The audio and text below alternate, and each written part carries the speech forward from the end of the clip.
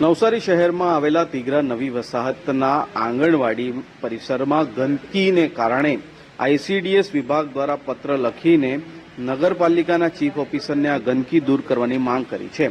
છેલ્લા અનેક વર્ષોથી આઈસીડીએસ કર્મચારી દ્વારા નગરપાલિકાને મૌખિક અને લેખિત જાણ કરીને આ વિસ્તારમાં ખદબદતી ગંદકી દૂર કરવાની માંગ કરી હોવા છતાં પણ પાલિકાના પેટનું પાણી ન હલતું હોય તેમ આંગણવાડી પરિસરમાં વધેલી ગંદકીના કારણે બાળકો, સગર્ભા માતા તેમજ ધાત્રી માતાઓના સ્વાસ્થ્ય પર અસર પડી છે. દરરોજ અહીં 108 આવતી હોવાની વાત સ્થાનિકો કરી રહ્યા છે.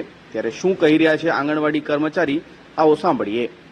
ડીડીટીનો છંટકાવ થતો નથી, તેના કારણે નાના બાળકોના સ્વાસ્થ્ય પર અને ધાત્રી માતા, સગર્ભા માતાની સ્વાસ્થ્ય પર ઘણી ગંભીર અસર જોવા મળે છે અને બાળકો બીમાર પડે એના માટે મારે છેલ્લા ના છૂટકે મારે આઈસીડીએસ શાખા તરફ આખો વિડીયો જોવા માટે ડાઉનલોડ કરો દિવ્ય ભાસ્કર એપ.